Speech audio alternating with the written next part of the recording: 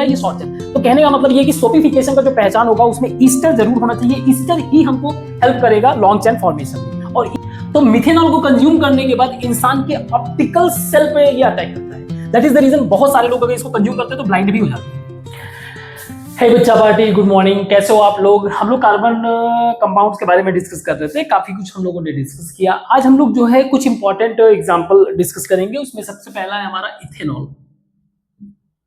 Ethanol के बारे में डिस्कस करेंगे। तो इथेनॉल की बात करें अगर हम लोग जो अब तक पढ़ा है, यानी कि थियोरेटिकल पॉइंट ऑफ व्यू से देखा जाए, हमें पता है इसका फॉर्मूला है CH3 CH2OH, जहां पे CH3 और ये रिप्रेजेंट करते हैं this it is a compound of hydrocarbon, carbon का कंपाउंड है।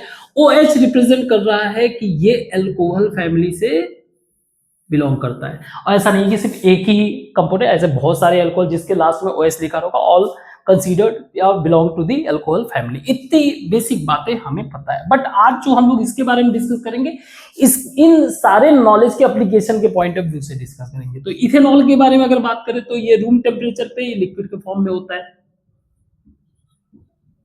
लिक्विड के फॉर्म में होता है। तो किसी टेम्परेचर पे ये वेपर वेपर के फॉर्म में और फ्रोजन फॉर्म में भी होता है। तो मेल्टिंग पॉइंट और बॉइलिंग पॉइंट से डिफाइन किया जाता है। तो लगभग -117 डिग्री सेल्सियस और लगभग 78 डिग्री सेल्सियस इसका बॉइलिंग पॉइंट है। It means that the beyond this temperature and इसके नीचे below this temperature considered as a frozen, and इसके ऊपर जो है ये वेपर के फॉर्म में होगा। कुछ इसकी खास प्रॉपर्टीज है जो इसको डिफरेंट बनाता है, जैसे कि इसका डिसोल्यूशन प्रॉपर्टी। अब क्या होता है कि ये जो है वाटर में हर एक प्रोपोर्शन में डिसॉल्व होता है, dissolve in water in all proportion, in all proportion. और इसी कार से जो है इसको एक एज ए ड्रिंक की तरह यूज किया जाता है। कितना भी मिलाते चले जाओ, ठीक है, एज ए ड्रिंक की तरह यूज होता है। अपार्ट फ्रॉम दैट इसको यूज करते हैं हम लोग as a medicine point of view से भी, अभी डिस्कस करेंगे। मेडिसिन पॉइंट ऑफ व्यू से, डिसोल्यूशन के कारण, ड्रिंक के पॉइंट ऑफ व्यू से, सॉल्वेंट प्रॉपर्टी के कारण, बिकॉज ऑफ सॉल्वेंट, देखेंगे क्या है सॉल्वेंट प्रॉपर्टी के कारण से मेडिसिन में भी यूज होता है। एंड तीसरा एज ए फ्यूल भी यूज होता है। हमें पता है हाइड्रोकार्बन्स को जब भी हम लोग बर्न करते हैं, it produce carbon dioxide, H2O water, heat and light. इतना तो पता है। दैट इज द रीजन इसी बेसिक प्रॉपर्टी के कारण इसको एज ए फ्यूल भी यूज करते हैं। तो पहले ड्रिंक के पॉइंट ऑफ व्यू से अगर बात करें, हम क्या करते हैं, इथेनॉल को नॉर्मल रिसेंबल करते हैं अल्कोहल से, है ना, अल्कोहल ड्रिंक जैसे कि बियर, विस्की, वाइन, कभी ट्राई मत करना, ठीक है। खैर, इस तरीके के आइटम्स में इन्वॉल्व होता है। अब ये करता क्या है, इसमें करता ये है कि ये हमारे ह्यूमन बॉडी में जो भी मेटाबॉलिक एक्टिविटी होता है, मेटाबॉलिक एक्टिविटी इसको स्लो डाउन कर देता है, इसको स्लो डाउन कर देता है। अब अगेन मेटाबॉलिक एक्टिविटी का मतलब क्या है, what is metabolic activity. So metabolic अगर इसके लिटरल टर्म पे जाओगे तो मेटाबॉल का मतलब होता है चेंज होना। तो इट इज, ये क्या बात कर रहा है, जो भी हमारे बॉडी के अंदर केमिकल चेंज होता है, chemical change, all chemical change with in body, इसी को बोला जाता है मेटाबॉलिक एक्टिविटी। तो केमिकल चेंज का मतलब क्या होता है, हमारे बॉडी के अंदर अगर देखा जाए ना, या तो कहीं एनर्जी प्रोड्यूस हो रहा है, एनर्जी प्रोड्यूस होता है, एनर्जी क्रिएट होता है, कहीं कुछ प्रोटीन्स बनते रहते हैं, यानी प्रोटीन्स बिल्डिंग एक्टिविटी काम होता है, और वेस्ट रिमूवल। और इन सारे ही काम में जैसे एग्जांपल के लिए एक अगर देखें तो एक रेस्पिरेशन एक्टिविटी है। रेस्पिरेशन क्या होता है, रेस्पिरेशन में बेसिकली वी ब्रीथ, हम सांस लेते हैं, वो सांस जो हम लोगों ने ऑक्सीजन और जो भी कंज्यूम किया वो जाके अंदर जो भी हमारे बॉडी के अंदर ग्लूकोज वगैरह उसको ब्रेक करके एनर्जी क्रिएट करने का काम करता है।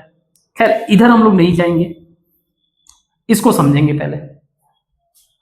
तो अल्कोहल हमें क्या कर रहा है, मेटाबॉलिक एक्टिविटी हमारा स्लो डाउन करता है। अब ये मेटाबॉलिक एक्टिविटी स्लो डाउन होने से होता क्या है, होता ये है कि हमारे बॉडी में हम जब भी हम लोग कोई भी रिस्पॉन्ड करते हैं, किसी भी चीज को लेकर रिस्पॉन्ड करते हैं, उसके लिए हमारे ब्रेन में सिग्नल जाता है, तो हमारा रिस्पॉन्स स्लो हो जाता है, रिस्पॉन्स स्लो हो जाता है। अब रिस्पॉन्स स्लो का मतलब क्या हो जाता है, जैसे मान लो एग्जांपल के लिए, अगर एक एग्जांपल है, हमारा बॉडी कोऑर्डिनेशन बिगड़ जाता है, एक तरीके से body coordination disturb, body coordination, coordination का मतलब क्या है, जैसे अब पूरा का पूरा हमारा बॉडी रिस्पॉन्स क्या है, मुझे सिग्नल है कि मुझे पैर अपना यहां रखना है, अब ये रिस्पॉन्स करने में ऐसा हो जा रहा है कि ये, और जब मैं चलता हूं तो मेरा एक सर्टेन ऑर्डर से मेरा सारा बॉडी जो है रिएक्ट करता है, अब वो क्या हो रहा है, पूरा का पूरा डिस्टर्ब हो रखा है। That is the reason people appear like this. खैर ड्राउजीनेस लेके आता है, ड्राउजीनेस मतलब नींद वगैरह आने लगता है, इस तरीके का। तो बाकी ड्रिंकिंग का पता ही है उसमें क्या होता है, तो ये इसमें होता है। मेडिसिन की बात ये कि ये एक एज ए गुड सॉल्वेंट के कारण ये जो है, जैसे कि इसको मिक्स किया जाता है, mix means alcohol as a solvent, alcohol नहीं ethanol, ethanol, ethanol as solvent use करते हैं और इसके साथ मिक्स करते हैं, जैसे मान लो आयोडीन, आयोडीन हो गया, तो आयोडीन को मिक्स करेंगे तो आयोडीन इसके लिए क्या हो गया, सोल्यूट। इस मिक्सचर का यूज होता है एंटीसेप्टिक में, एंटीसेप्टिक किसी को चोट लग गया उस पर लगाने के लिए। इसके अलावा इसको यूज करते हैं हम लोग जो है कफ सिरप में ऐड करते हैं, कफ सिरप में ऐड करते हैं, ठीक। तो ऐसे कई सारे एक्टिविटी होते हैं, टॉनिक में ऐड करते हैं।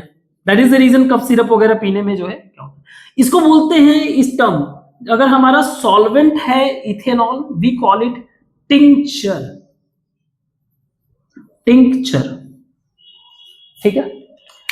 ज्यादा मैं इधर उधर नहीं भटकूंगा क्योंकि क्लासेस फिर बहुत ज्यादा लंबा हो जाता है, तो इसे बोलते हैं टिंक्चर, इतना जाना। और ये शब्द आपको आगे चल के जो बहुत देखने को मिलेगा, तो उसमें ये बात याद रखना, solvent will always be as a ethanol. तो ये हो गया हमारा मेडिसिन पॉइंट ऑफ व्यू से। फ्यूल के पॉइंट ऑफ व्यू से हमें पता है कि जब भी हम हाइड्रोकार्बन्स को बर्न करते हैं then it produce heat, carbon dioxide and water. तो इथेनॉल को हम लोग फ्यूल की तरह भी यूज करते हैं और आजकल बड़ा फेमस है। इथेनॉल को हम लोग क्या करते हैं, पेट्रोल के साथ मिक्स कर देते हैं, इसको बोलते हैं गैसोल, गैसोहोल। बेनिफिट बहुत है क्योंकि जितने भी हम लोग पेट्रोल वगैरह है, डीजल वगैरह है, इसको हम लोग बाहर से मंगाते हैं और जो है खैर पैसे वैसे ज्यादा खर्च हो जाता है हमारे कंट्री का। अगर हम लोग इथेनॉल मिक्सिंग करते हैं तो इससे फायदा हो जाता है, डिपेंडेंसी कम हो जाता है। इथेनॉल बनता कैसे, इथेनॉल जो फ्यूल वाला यूज हो रहा है उसको हम लोग बनाते हैं कहां से, शुगर केन से, शुगर केन से। शुगर केन का मतलब वही जो गन्ना होता है, गन्ना, शुगर केन में से जो है क्या होता है कि इसको हम लोग बॉईल करते हैं, बॉईल करके जब ठंडा करते हैं तो इसमें से जो भी शुगर केन का जितना भी मटेरियल है, इसमें वाटर वगैरह सब निकल गया और साथ में इसमें सुक्रोज भी निकल गया, सुक्रोज क्रिस्टल भी निकल गए। अब जो बच गया आइटम माइनस कर दो, शुगर केन में से माइनस कर दो, जो रिमेनिंग पार्ट है, रिमेनिंग पार्ट, तो कुछ मिनरल्स हैं, ठीक है, मिनरल्स हैं, कुछ अदर शुगर्स भी हैं, कई सारे अलग अलग तरीके के शुगर, इसको बोलते हैं मोलासिस। क्या बोलते हैं, मोलासिस। और इसी को फर्मेंट करके इथेनॉल बनाया जाता है, ethanol that is used in fuel.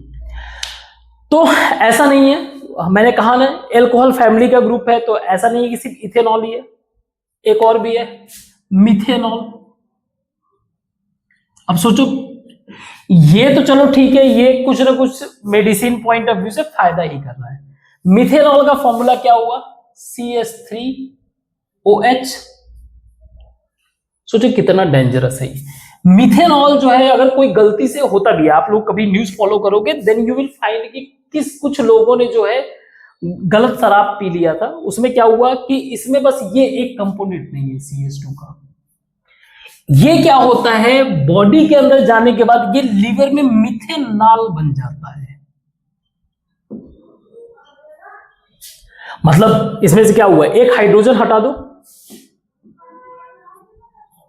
तो ये मिथेनॉल बन जाता है, मिथेनॉल, फॉर्मेल्डिहाइड ये। और अगर फर्दर जो है इसमें रिएक्शन हुआ तो ये बनता है formic acid, formic acid, that is HCOOH।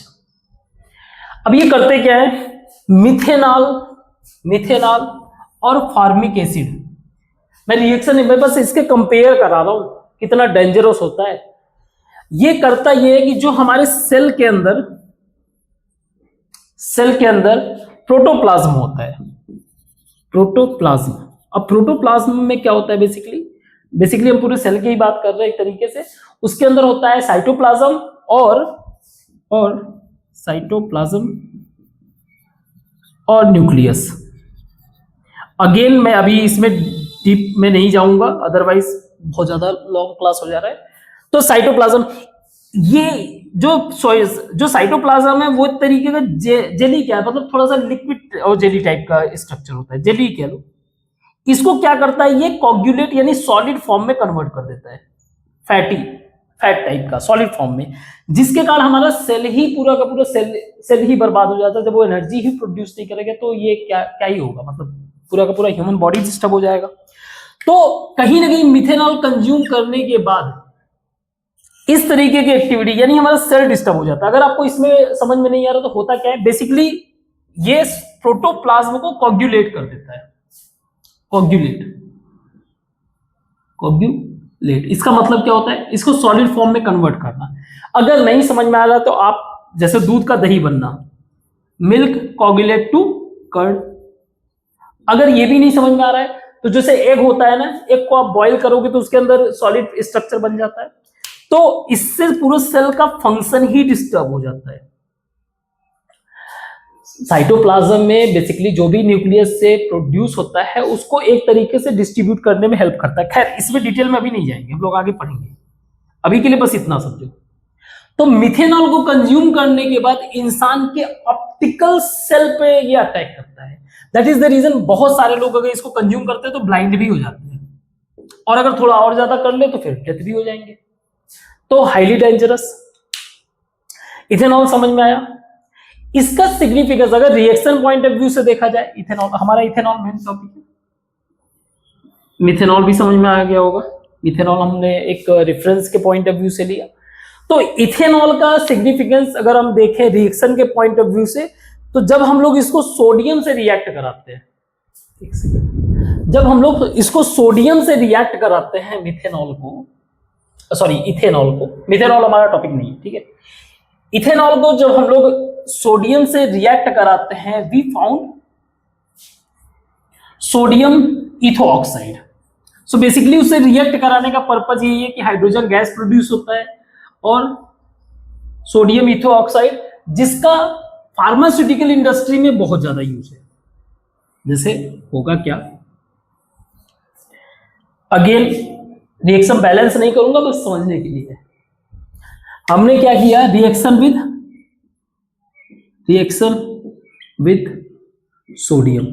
Sodium के साथ रिएक्ट कराया तो हमारा CH2OH बनाता है plus Na produce CH3CHO Na plus H2। Hydrogen gas बनाने का मतलब ये है कि ये इसको मिक्स करने का मतलब है कि ये बबल के फॉर्म में बनेगा अराउंड दी सोडियम के आसपास बबल के फॉर्मेशन में बनेगा। और अगर आप उसको लाइट वगैरह थोड़ा सा लगाओगे तो ये पॉपअप साउंड करेगा। तो हमें ये पता चल गया कि ये क्या है, एक तरीके का हाइड्रोजन गैस। ये हमारा क्या होता है, ये हमारा क्या होता है, ये होता है हमारा सोडियम इथोसाइड। इसका यूज होता है फार्मास्यूटिकल इंडस्ट्री में। फार्मास्यूटिकल इंडस्ट्री में बहुत सारा यूज होता है।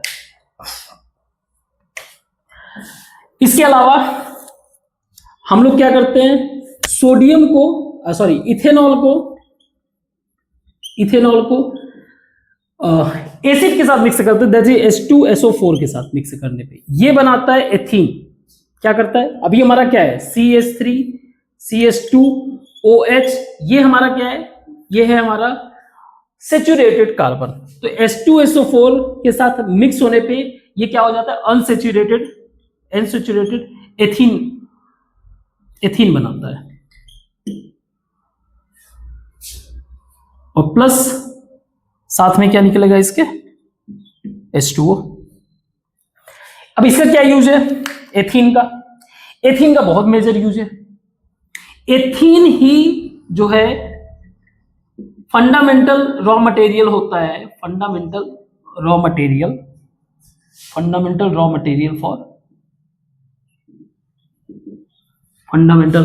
फॉर पॉलीथीन बनाने के लिए ये बड़ा ही इंपॉर्टेंट रॉ मटेरियल होता है।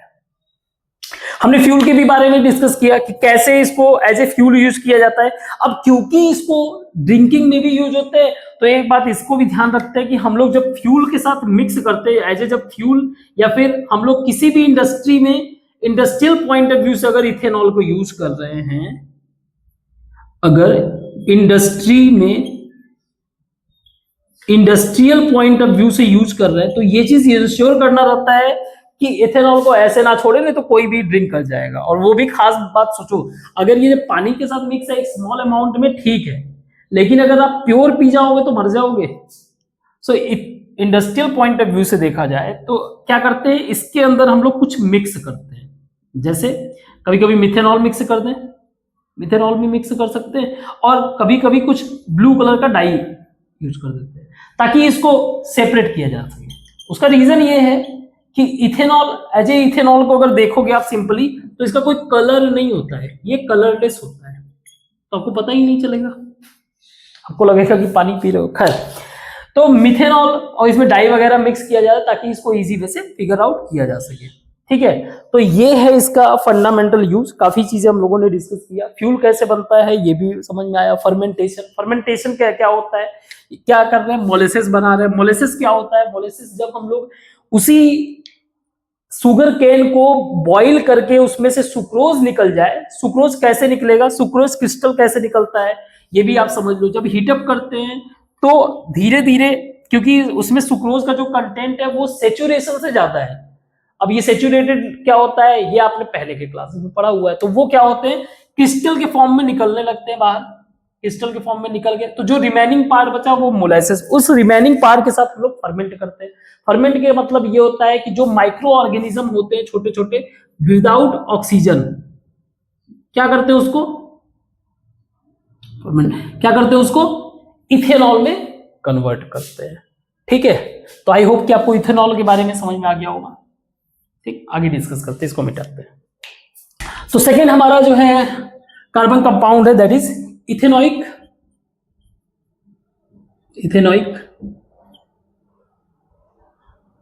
एसिड, या इसको हम लोग बोलते हैं एसिटिक एसिड। अब इसको डिस्कस करने का रीजन आपको समझ में आ जाएगा, इनका मल्टीपल यूज हमारे नॉर्मल लाइफ में। इसके फॉर्मूला के पॉइंट ऑफ व्यू से बात करें तो CH3COOH, डबल C रिप्रेजेंट करता है इथेन को। जो COOH है ये रिप्रेजेंट कर रहा है एक जो है फंक्शनल ग्रुप, जिसके बारे में हम लोगों ने डिस्कस किया था, कार्बोक्सिलिक एसिड। तो ये फंक्शनल ग्रुप जहां पे भी अटैच होगा लास्ट में ओइक एसिड नाम बन जाएगा। इसका बेसिक अगर हम लोग डिस्कस करें, बेसिक प्रॉपर्टीज, रूम टेम्परेचर पर ये लिक्विड के फॉर्म में होता है। When it comes to the room temperature 20 degree Celsius, 20 to 25 चलेगा। इसके मेल्टिंग पॉइंट बड़ा इंटरेस्टिंग है। मेल्टिंग पॉइंट यानी कि वो टेम्परेचर बिलो दैट टेम्परेचर, ये जो है frozen point of point frozen form में ही मिलेगा, यानी कि बिलो 17 डिग्री सेल्सियस आप फिगर आउट करोगे तो ये फ्रोजन फॉर्म में मिलेगा। दैट इज द रीजन इसका यही स्ट्रक्चर, फ्रिज या फ्रोजन फॉर्म, इसका यही स्ट्रक्चर, इसका एक नाम देता है इसको, that is glacial acetic acid. ये भी वाटर में पूरी तरीके से डिसॉल्व है, वाटर में डिसॉल्व हो जाता है, कलरलेस है, कलरलेस और स्मेल भी है, इसमें स्मेल भी है, ऑर्डर बड़ा ही सोर टाइप का स्मेल होता है। इसकी बात करें आगे तो 5 to 8% अगर इसका मिक्स है, मिक्स इन वाटर देन इसको बोलेंगे हम लोग vinegar. And the significance of vinegar को हम लोग यूज करते हैं, अरे सिरका समझ लो भैया, विनेगर को हम लोग यूज करते हैं एज ए प्रिजर्वेटिव, स्पेशली घर में अचार वगैरह बनता है उसमें यूज होता है। तो एसिटिक एसिड एक तरीके का एसिड है। हम एक और कंक्लूजन ड्रॉ कर सकते हैं कि अगर मैं एसिटिक एसिड को वाटर में डिसॉल्व करूं, तो वाटर में डिसॉल्व अगर करूंगा एसिटिक एसिड को, इसको, तो ये आयंस में ब्रेक हो जाएंगे।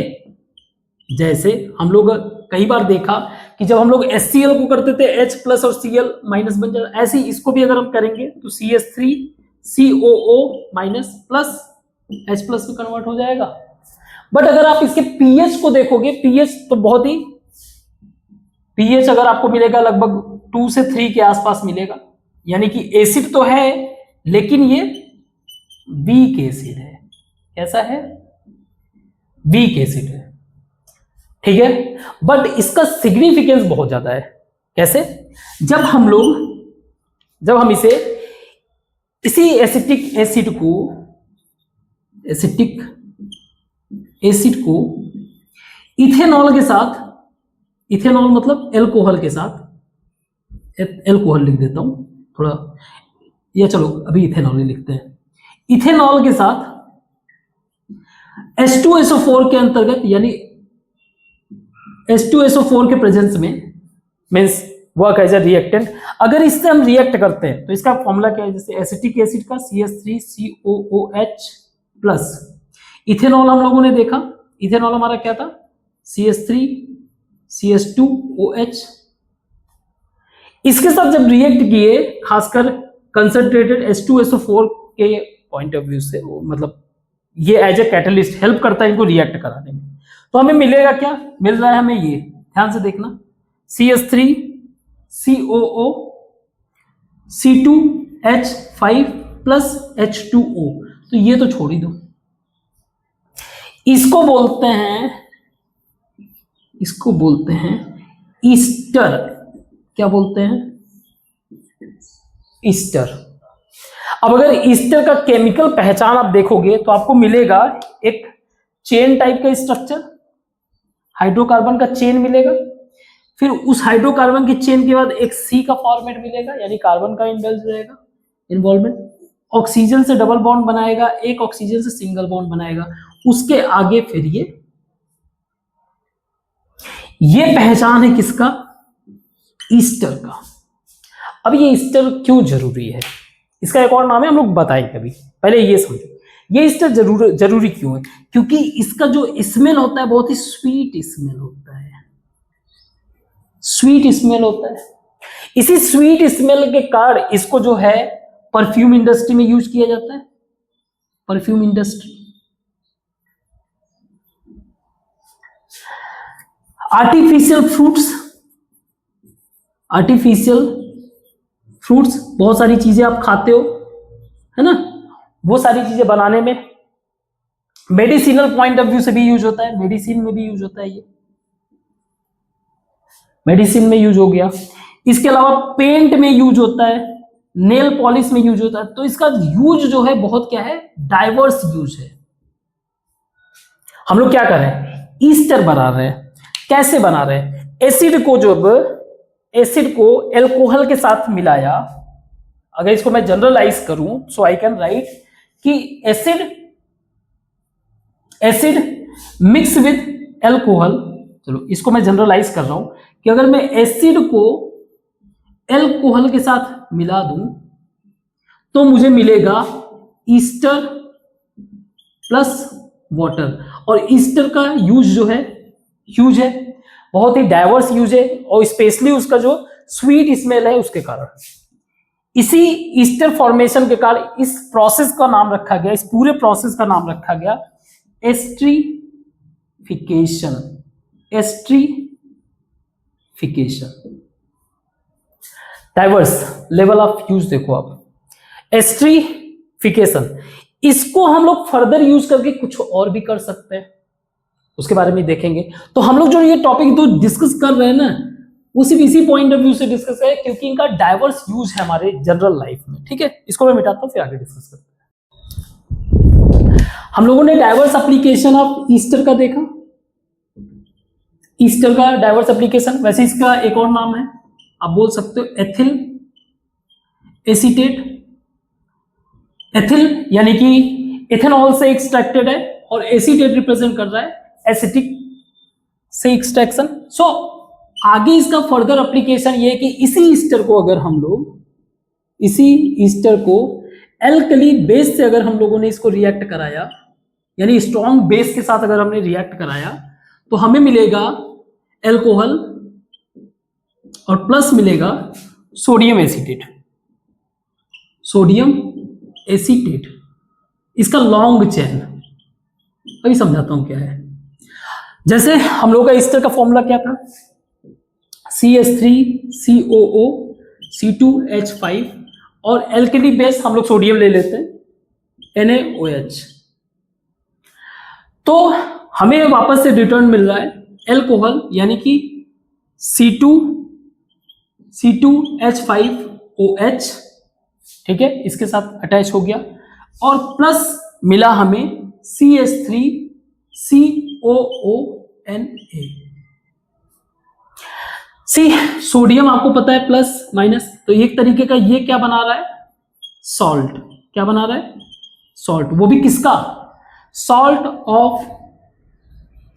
Of carboxylic acid. तो इसका नाम है सोडियम एसीटेट कह लो, अगर कहना चाहते हो तो sodium salt of carboxylic acid भी चलेगा, या इसका एक और नाम आप कह सकते हो सोडियम एथोनेट भी कह लो, है ना, इथेनॉल वाले पॉइंट को रिप्रेजेंट करना, 2C का कंपाउंड, 2C का प्रेजेंस है। खैर, तो इसका यूज होता है क्योंकि ये लॉन्ग चेन के फॉर्म में है, ये लॉन्ग चेन के फॉर्म में एग्जिस्ट करता है, दैट इज द रीजन इसका यूज होता है सोप बनाने में, साबुन, फ्रेग्रेंस हो गई, सोप बनाने फॉर्म करता है। That is the reason, main reason है, इस एक्टिविटी को, इस प्रोसेस को कहा जाता है सेपोनिफिकेशन। क्या बोला जाता है, सेपोनिफिकेशन। अब समझो, पहले हम लोगों ने क्या किया,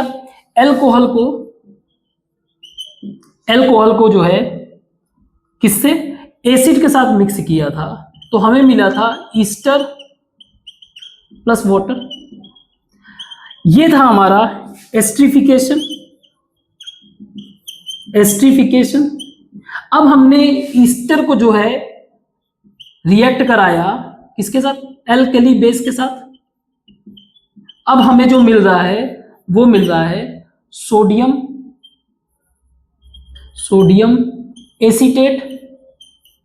एसीटेट प्लस एल्कोहल।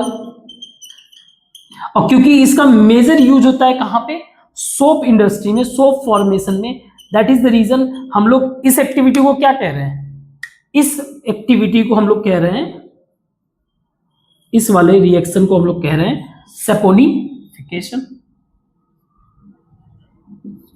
अगेन आप इसका यूज समझ सकते हो, डाइवर्स यूज। इस वाले को क्या कह रहे हैं, एस्ट्रीफिकेशन, ठीक है। सो आप अंदाजा लगा सकते हो इसके एप्लीकेशन को। अब ऐसा नहीं है, एसिड एल्कोहल तो कुछ भी हो सकता है, मिथेनॉल का भी इस्तेमाल कर लो, लंबे लॉन्ग चेन एल्कोहल का इस्तेमाल करो, लॉन्ग चेन एसिड का इस्तेमाल करो, तो ये समहाउ हमें जो है इस तरह। और एक बात याद रखना कि सैपोनिफिकेशन के लिए यानी कि सोप बनाने के लिए जो हमें चेन चाहिए उसमें ईस्टर होना ही चाहिए। अगर ईस्टर के अलावा कुछ और होगा तो वो सोप फॉर्म नहीं करेगा। अगर ये बना भी दे यानी कि ये फॉर्म मिल भी जाए तो हमें सोप, उससे हम लोग सोप फॉर्मेशन नहीं कर सकते। एग्जांपल के लिए अगर देखें, मान लो हम लोग जो है एसिटिक एसिड को दैट इज CH3COOH को रिएक्ट कराते हैं सोडियम कार्बोनेट के साथ, Na2CO3 के साथ। अगर हम लोग इसको रिएक्ट कराएंगे तो हम लोगों को रिजल्ट में मिलेगा, ये क्या मिलेगा, एक तो मिलेगा CH3COONA plus H2O plus CO2। इसको चेक करना है कि क्या इसमें CO2 यानी कि जो ये एक्टिविटी हो, CO2 क्या है, गैस है, तो अब ऑब्वियस ये है कि ये बबल्स के फॉर्म में होगा। इसको चेक करना है इसके अंदर CO2 है कि नहीं, तो आप लाइम सॉल्यूशन से इसको पास कराओगे तो जो है कैल्शियम कार्बोनेट बनाएगा, मिल्की अपीयरेंस होगा, तो उससे ये कंफर्म हो जाएगा। बट पॉइंट ये है कि यहाँ पे भी तो बना रहा है सोडियम कार्ब एसीटेट, यहाँ पे भी तो बना रहा है, लेकिन ये शॉर्ट चेन होता है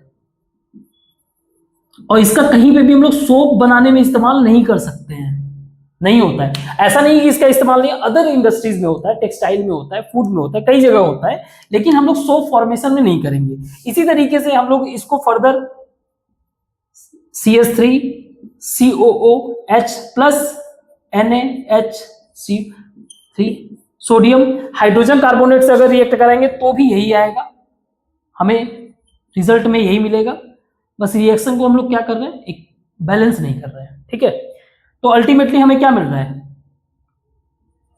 सोडियम एसीटेट, लेकिन ये जो एसीटेट मिल रहा है ये शॉर्ट चेन। तो कहने का मतलब ये कि सोपिफिकेशन का जो पहचान होगा उसमें ईस्टर जरूर होना चाहिए, ईस्टर ही हमको हेल्प करेगा लॉन्ग चेन फॉर्मेशन में।